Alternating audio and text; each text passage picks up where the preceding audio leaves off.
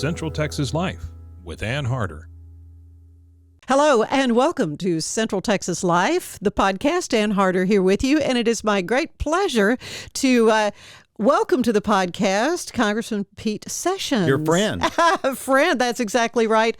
Our representative for District 17 handily won re-election, and as we speak, just days ago, by 66.5% of the vote, I think, over your Democrat challenger. So something like that. Yeah.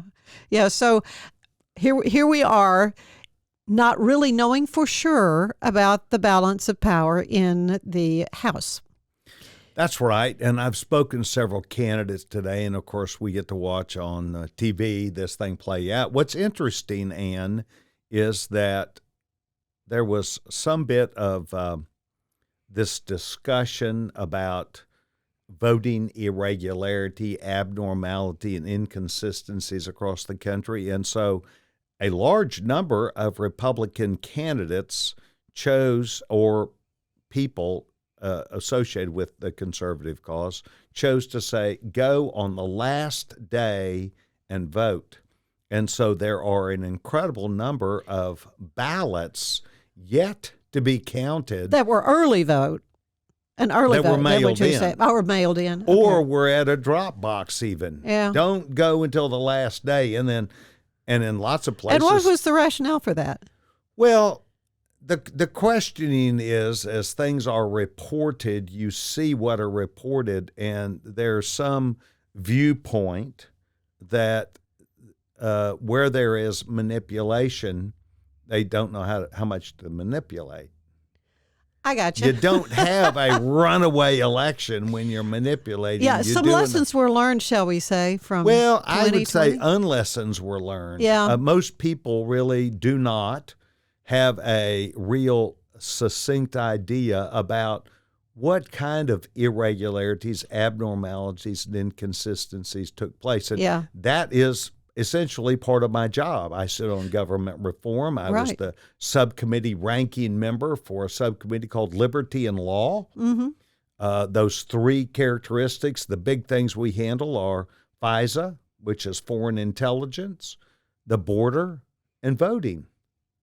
Federal elections. Right. So I have done deep dives in these, and am not the expert, but talked to a good number of experts in the states who do understand abnormalities, inconsistencies, and irregularities. And there are people, so this became a viewpoint. So I spoke to a person in Arizona. I've spoken to a person in California. The viewpoint was, we're going to get ours in the mailbox or in the mail or at the distribution center the last day. Interesting. So that's why there's this vast number. So that's why people are still holding out saying, hold on, not over. Right, exactly. Of course, I hearken back to the old days where on election night you knew pretty much who won. And well, so that is the way it is in a number of states. Exact. Texas seemed to be able to do it. Seemingly.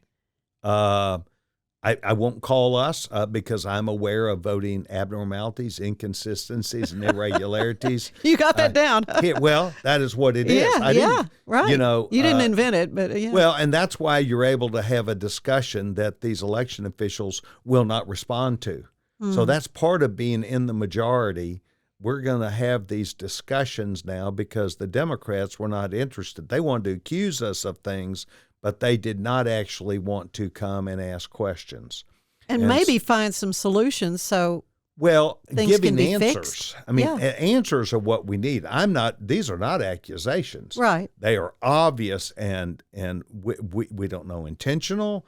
We don't know, but when the state of Texas will not even ask their own questions, or a county administrator, ballot administrator, elections administrator won't answer questions, then one would say, why not? Why will they not engage official federal representation that has that oversight responsibility?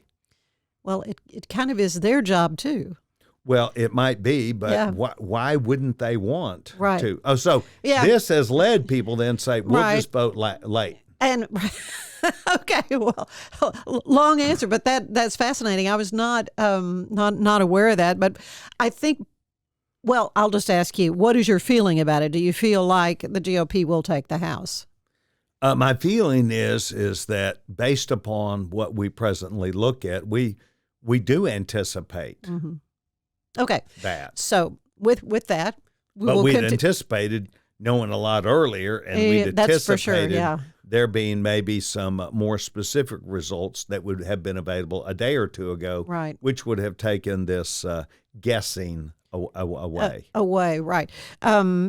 But working under the assumption that will be the case, what in your mind is the first thing that needs to be done? The first thing that's done is we need actually to look at what we need from our leadership team. Yeah. I sat for 10 years in Republican leadership. We had a pretty clear idea, at least among ourselves, if not expressed openly, about what we intended to do and how we needed the team to react to that. I think that's the biggest issue. Second thing is issues that impact the country. We have a border problem.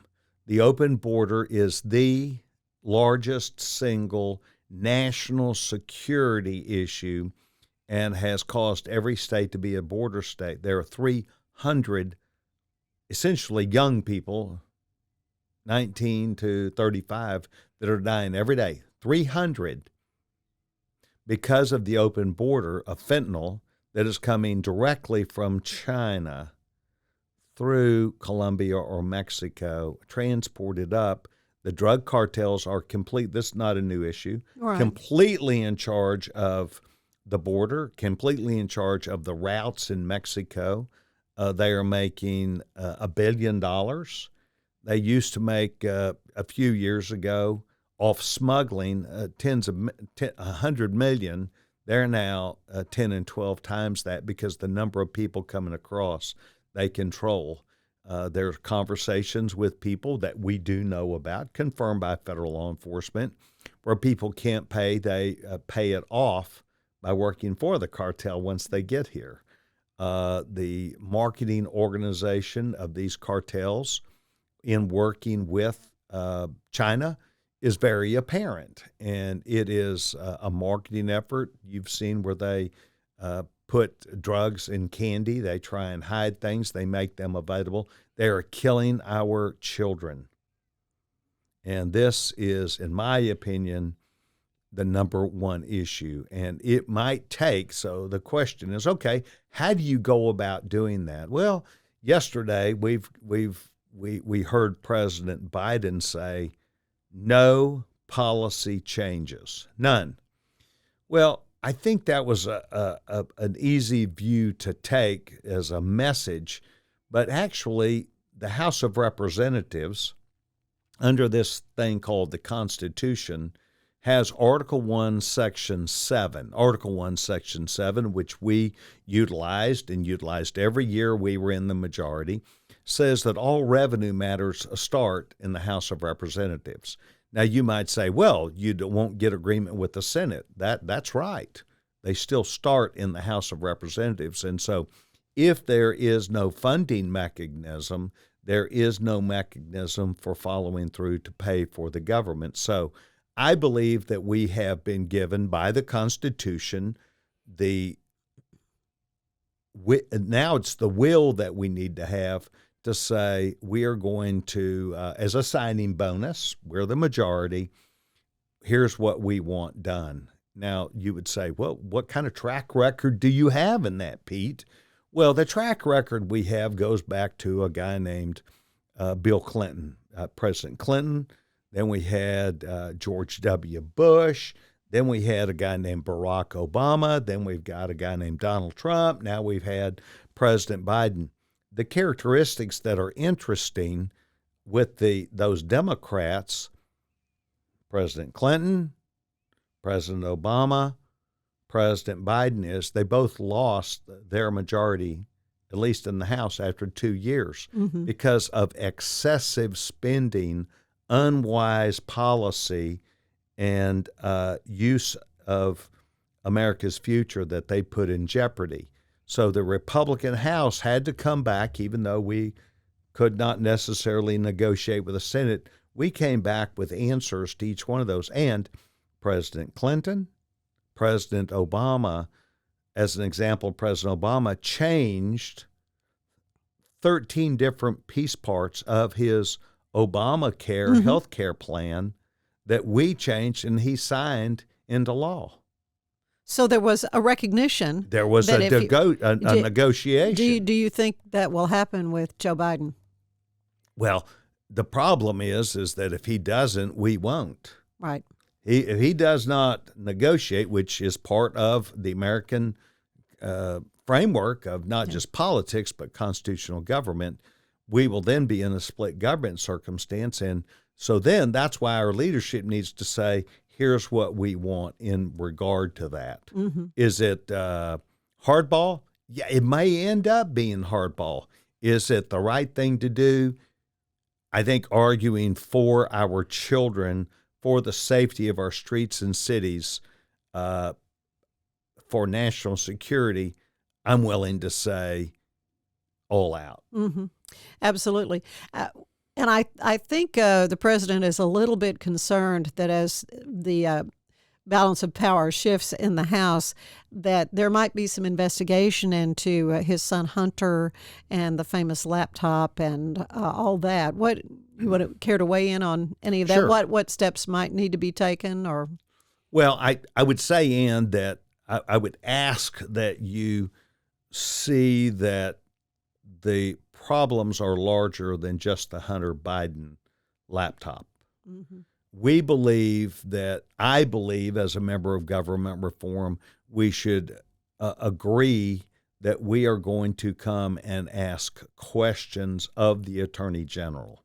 This is the Department of Justice, which is being led by an Attorney General that if we wanted to make it personal, we could, but this is policy. And his policies need to be understood. His policies that are on top of the FBI, where the line of delineation about where the Bureau makes decisions, where the Department of Justice makes decisions. And I would go back to any early point, but probably a point of when we had the Attorney General of the United States specifically tell the FBI to go into Virginia and go after parents that were standing up for their children in school board meetings and had law enforcement producing what I consider to be political outcomes as opposed to a law enforcement organization. Remember, FBI, fidelity, bravery, integrity. FBI. Mm-hmm. My father was a former director. Yes, indeed he was. Yeah. My father also understood, and few people remember this today, he got fired by President Clinton for him not doing what Janet Reno wanted the Bureau to become. Yeah. And so the seeds of this go back. They go back.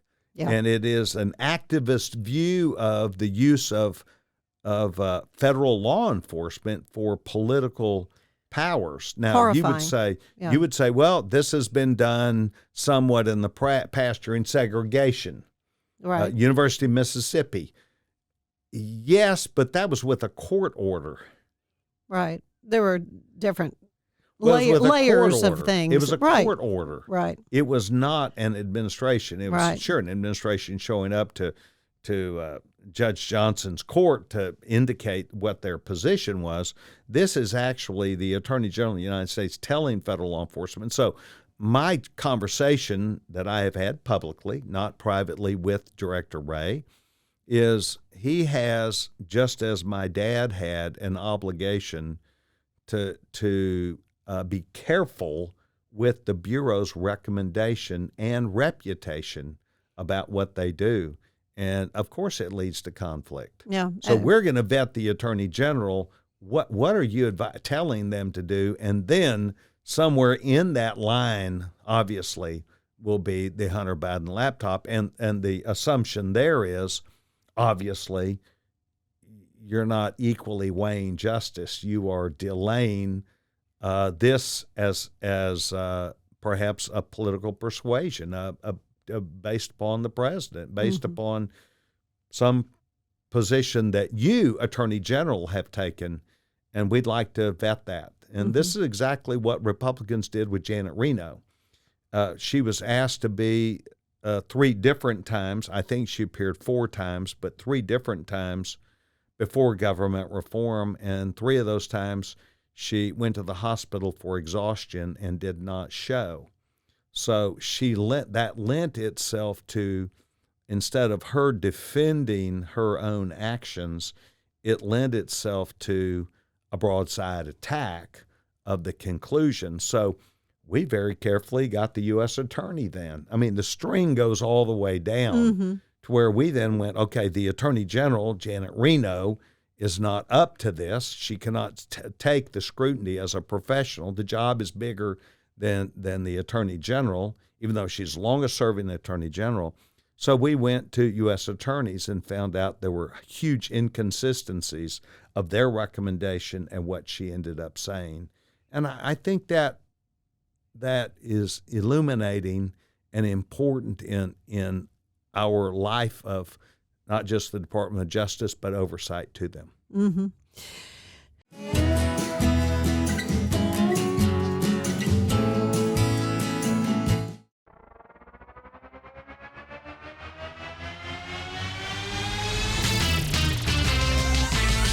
Pros and heroes. Gonna tell you about pros and heroes. Gonna tell you about. Hey, I'm Zach. And I'm Mike. And we have a fantastic new podcast to tell you about. Bros, Foes, and Heroes. It's the 2 of us looking into the world of comics, breaking down some characters that you may have never heard of, and some that are just absolutely ridiculous. Yeah, so Zach comes up with a character each time, and I go into it just completely blind.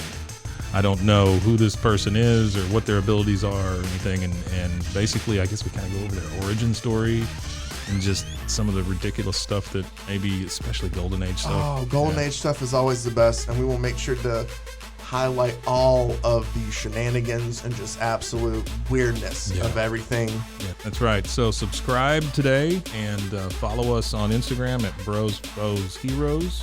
And if you don't, I know where you live. Not really, but please subscribe.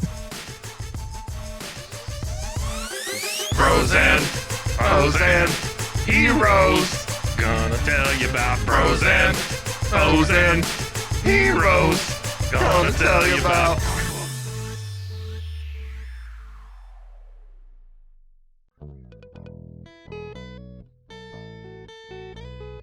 Hi, this is Sarah, And I'm Carter. and this is Some of Our Thoughts. We're 2 Southern sommeliers, and we want to share everything we love and know about wine. We started hanging out during quarantine and cooking and drinking and listening to music, and we just thought this would be a great way to bring everything we know to you guys. We will make wine knowledge and food pairings easy and approachable. So put on your favorite vinyl, grab your favorite glass of wine, tune into our show, and let's have some fun. Wine and vinyl. So check us out on roguemedianetwork.com or wherever you get your favorite podcast. We'll be talking about a lot.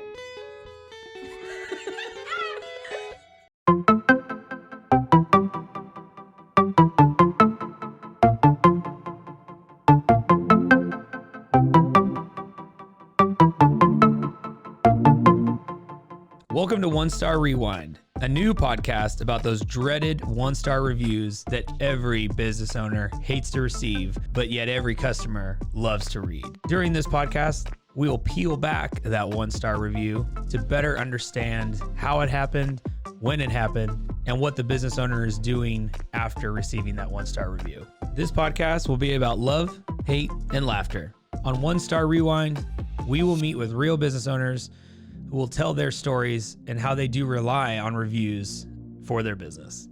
Follow us on Facebook, Instagram, or download us at roguemedianetwork.com. Please subscribe, but only rate and review for not a 1-star review. Join us each time for a new review and a new story.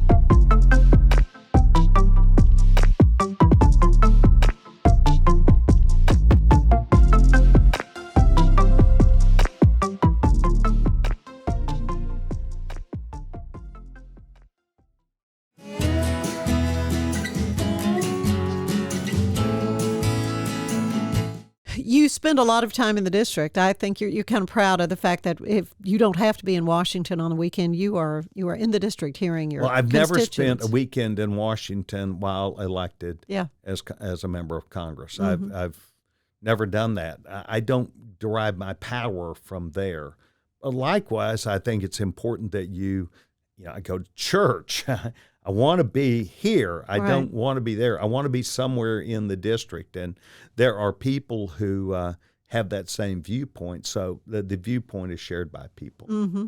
And you're also very giving of your time to help other conservative candidates in their quest for election. Let's talk a little bit about that. Some folks you've worked with. Sure.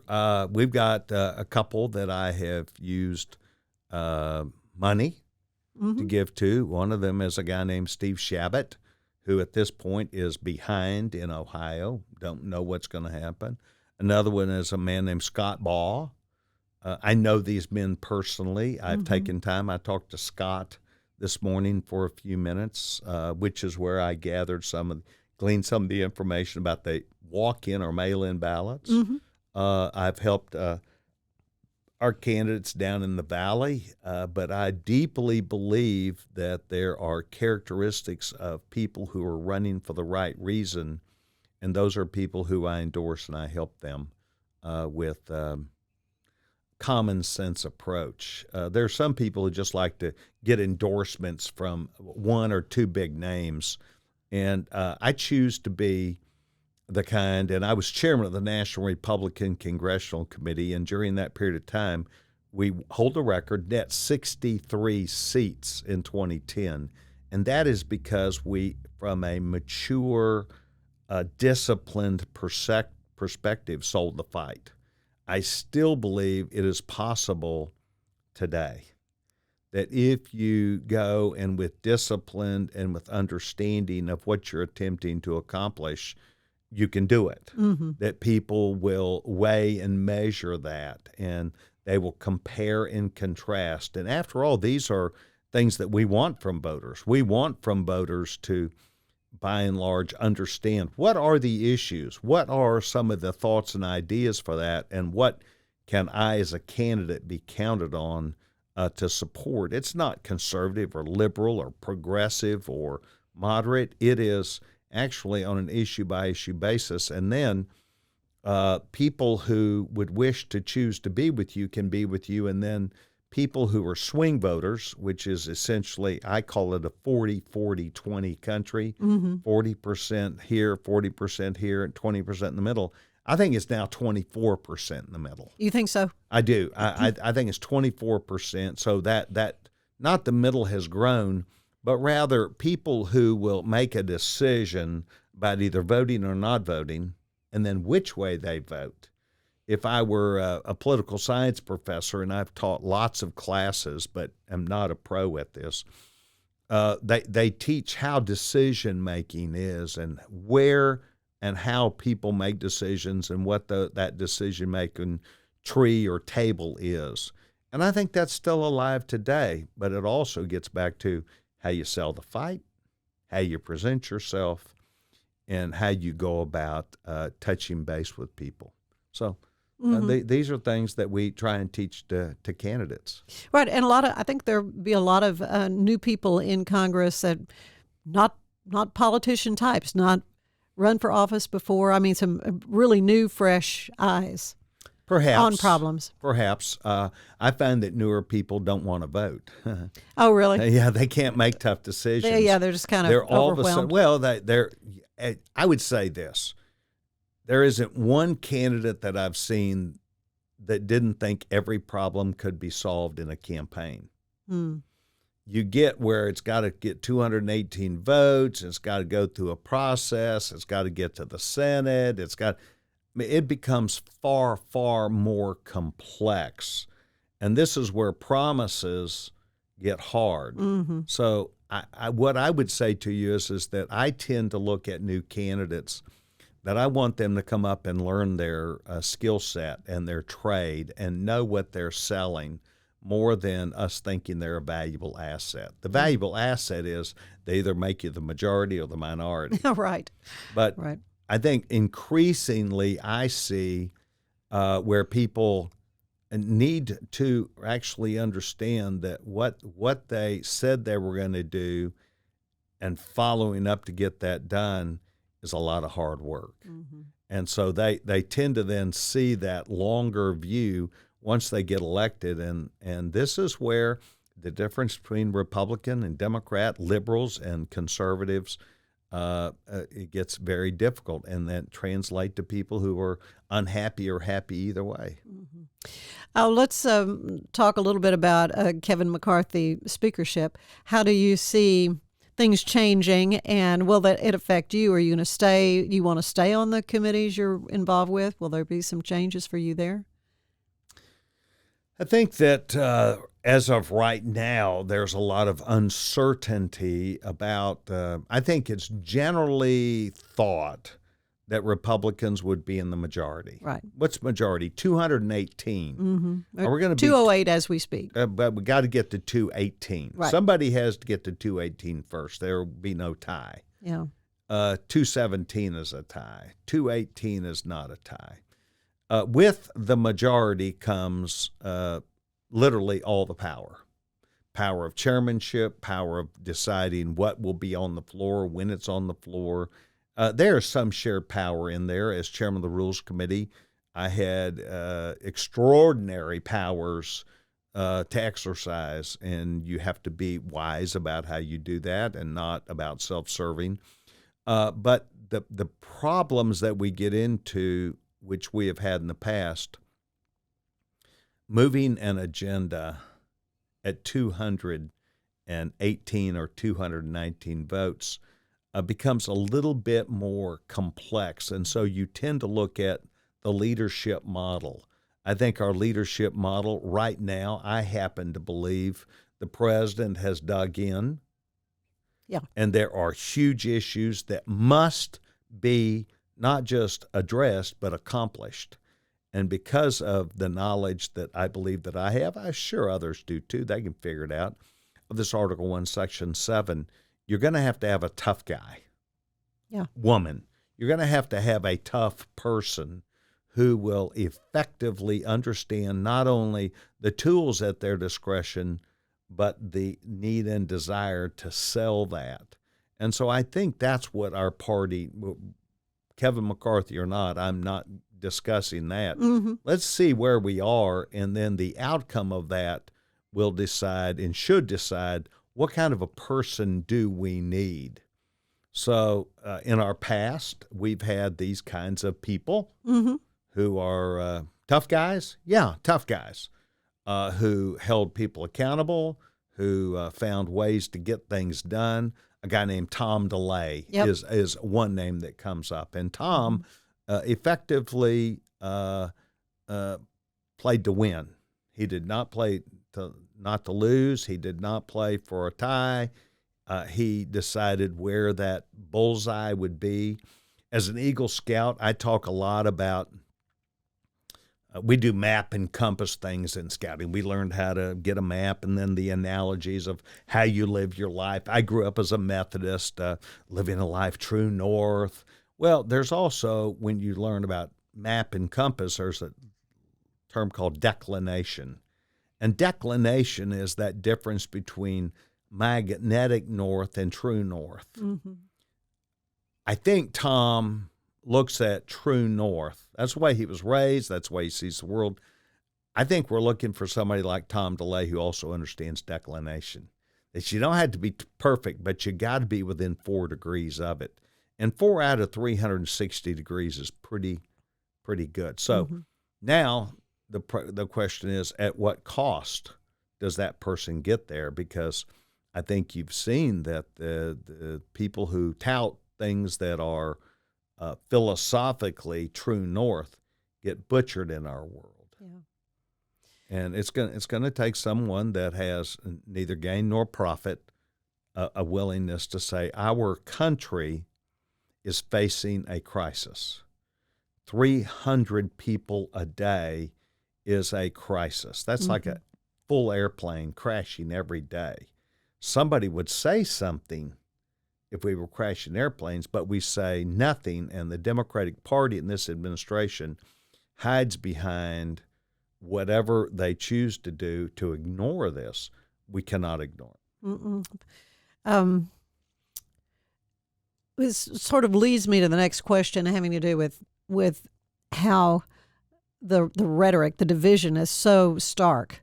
And is there any way to bring back a little more civility to the discourse?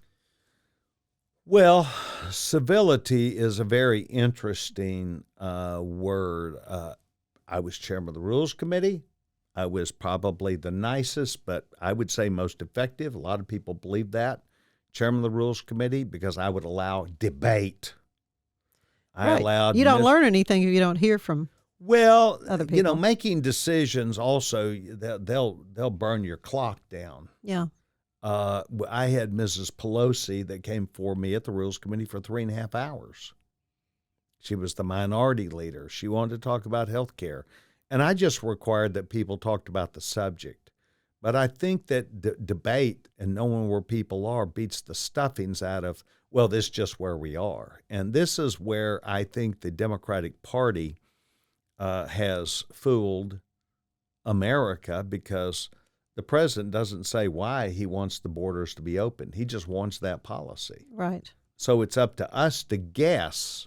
And this is where I think, being in the majority, we will actually say to Secretary Mayorkas, what is the policy that you're trying to get done? Well, we believe we should have completely open borders, allow as many people to come in the United States, drugs, illegals that might be dangerous on a watch list. It's okay with us. Well, human trafficking. I mean, go down the list. We could keep going down horrific the litany things that are happening to people because of this. And we in Texas seem to know about it. And, well, they know about it in Iowa, and they know about it in New York. Exactly. And now in Martha's Vineyard, they know about it. I mean, that was a stroke of genius, I think, on Governor Abbott's part to send a few busloads. Let's say what's good for the goose is good for the gander, but that's not my point. My point is engaging them and getting them to either be silent or to state what it is. And then if they're going to be silent and not defend themselves, then it is fair to add your information. So we know that President Biden, when he was a candidate, chose to hang out in the basement. We know that in Arizona, Kari Lake's opponent chose not to debate her. I know. We know that this Senate race in Pennsylvania, how that not only materialized itself but turned out. And so the other side has learned to hide. Yeah. And then watch us state what we're for and then them criticize that. So we've got to move us to a higher point. And I think that was your point. How do you get to a higher dialogue? How do you actually get? And I think it's important on both sides. Yeah, I can make it happen. Well, we could go on and on. I want to be respectful of your time. You've got a speech to make momentarily. I like to end these visits with all of my guests with it's a little questionnaire similar to the one the late, great James Lipton would use on Inside the Actors Studio. It's my take on it. And the first question, what is your favorite word? Can.